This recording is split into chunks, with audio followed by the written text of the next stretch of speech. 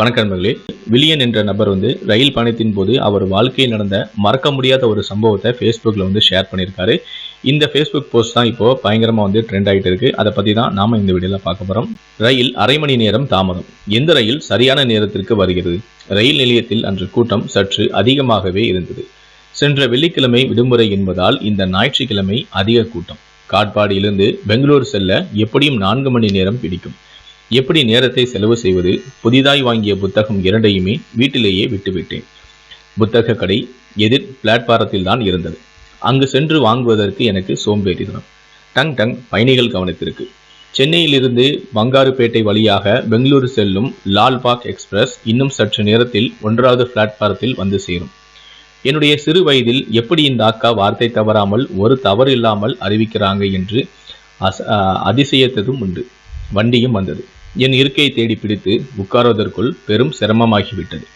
எதிரிலேயே 3 நாள் தாடியுடன் 35 வயதான கணவன், 30ஐ சற்றை கடந்திருக்கும் மனைவி மற்றும் எல்லாம் வாழ்ந்து முடிந்து போன்ற தோற்றத்தில் ஒரு முதியவர். ரயிலின் சத்தத்தை விட அதிகமாக அழுகை குரல். குழந்தைகளின் சண்டையிட்டது ஒரு 6 வயது பெண் குழந்தையும் 4 வயது சிறுவனும். விடுடா விடு, ஏதோ ஒரு விளையாட்டு பொருளுக்காக சண்டை. மம்மி, அந்த பையன் பிபில எச்சி வச்சிட்டான். லேசான சினுங்கள் அந்த பெண் குழந்தையிடம். அமுதா, இங்க வா. தம்பிதானே, வா வந்து தாத்தா கிட்ட உட்காரு. அப்போதுதான் தெரிந்தது அந்த குழந்தை எதிரே அமர்ந்திருந்த 30 மதிக்கத்தக்க தம்பதிகளின் குழந்தை என்று. அதை முதலில் பையில் வைக்கிறேன். அமைதியாக எங்காச்சும் இருக்கியா நீ? இது அமுதாவின் அப்பா. 1 மணி நேரம் கடந்ததே தெரியவில்லை.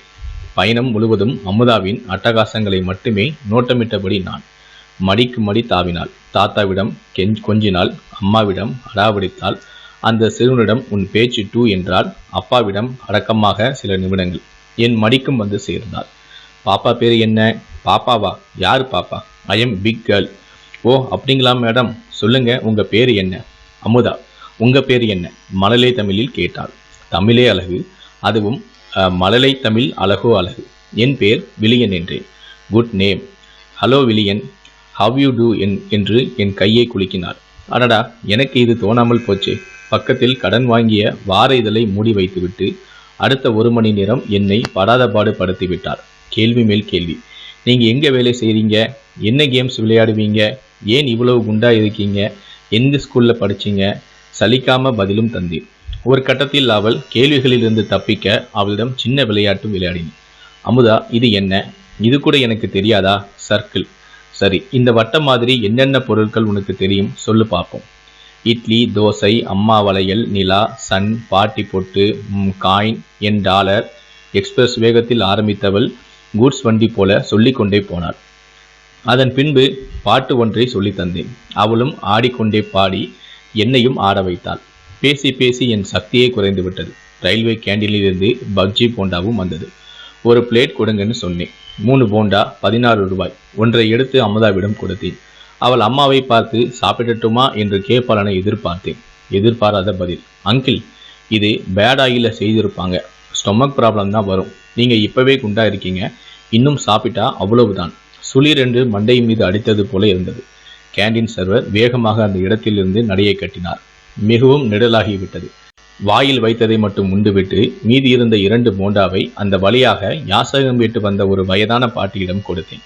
அமுதா என்னை பார்த்து அநாயமாக அவங்க உடம்பு கெட்டுப்போனா பரவாயில்லையா என கேட்டுவிட்டு அவள் அம்மாவின் மடியில் குடிபெயர்ந்தாள். என்ன செய்வதென தெரியாமல் கண் அயர்ந்தேன். குப்பம் ரயில் நிலையத்தில் ஜன்னலோரம் சீட்டும் காலியானது. அமுதா மீண்டும் வந்து மடி மீது உட்கார்ந்து கொண்டாள். அவள் வகுப்பு கதைகளை கூற ஆரம்பித்தாள். தன் தோழி ஜெனிஃபர் வைத்திருக்கும் பென்சில் பாக்ஸ் முதல் அவள் வகுப்பு ஆசிரியை வரை ஓயாமல் பேசினாள். எத்தனை உன்னிப்பான பார்வைகள், நினைவுகள், கவனிப்புகள். அவள் பேசி எனக்கு தாகமே எடுத்தது. அமுதா, காஃபி, டீ, பால் ஏதாச்சும் குடிக்கிறியா? இல்லை இதுக்கும் ஏதாச்சும் வச்சிருக்கியா? நீங்க குடிங்க அங்கிள் என்றார். டீயும் குடித்தேன். பிளாஸ்டிக் கப்பை கீழே போட வந்தேன். அமுதாவின் பார்வையில் ஏதோ இருப்பது புரிந்தது. கீழே போடாதே என்ற எச்சரிக்கை கண்களாலேயே நானும் என்ன செய்வது என்று கேட்டேன். உடனே தன் அம்மா அருகில் இருந்து கவரை எடுத்து நீட்டினாள். அதில் ஏற்கனவே 4-5 கப்புகளும் பிஸ்கட் கவர்களும் இருந்தன. வார்த்தைகள் தேவையில்லை அவள் செய்கைக்கு. எத்தனை பாடங்களை சொல்லாமல் சொல்லித் தருகிறாள். அள்ளி அணைத்தபடி, யாரடா உனக்கு இதெல்லாம் சொல்லித் தந்தது? ஆனந்த ஆச்சரியத்தில் நான். அவள் முகத்தில் புன்னகை. அப்பாவையும் அம்மாவையும் பார்த்தான். அப்பாவிற்கு சந்தோஷம். மெல்ல தலையாட்டியபடியே என் காதருகே வந்து எங்க புவனா மிஸ் என்று ரகசியம் பேசினாள்.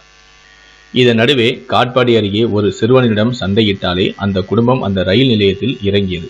அமுதா ஓடிச் சென்று அந்த பிபியை அவனுக்கு பரிசளித்து வந்தாள். உடனே இதே தொழிலா போச்சு. அமுதாவின் அப்பா தன் பணத்தை இப்படியே விரயப்படுத்துகிறாள் என்று வருத்தப்பட்டார். அங்கிள், நாம ஏதாச்சும் கேம் விளையாடலாமா என்றார். நான் இப்போது 5 கண்ணாடி பொருட்களை சொல்லு பார்ப்போம் என்றேன். உங்க மூக்கு கண்ணாடி, விழுந்து விழுந்து சிரித்தால் கள்ளமில்லாமல், ஜன்னல் கண்ணாடி, கிளாஸ் பாட்டில், அப்புறம் அதோ லைட் மேல கண்ணாடி, அங்க அப்பா குடிப்பாரே அந்த ஓல்டு மங்கு பாட்டில். நிசப்தம். சத்தம் அடங்கியது. எங்கள் உரையாடலை சுற்றியிருந்த அனைவருமே ரசித்து கொண்டிருக்க அனைவருக்கும் ஆச்சரியம். படார் படார் என்று அமுதாவின் கன்னம் பதம் பார்க்கப்பட்டது. அவளை தன் பக்கம் இழுத்தார் அவளுடைய அப்பா. சார் என்று நான் தடுக்க முறைத்தார் என்னை. அமுதாவோ அழுது அழுது தூங்கியே விட்டாள். கலகலவென இருந்த இடம் காலியானது போல இருந்தது. கேஆர்புரத்தில் வண்டியும் நின்றது. அந்த குடும்பமும் இறங்கியது.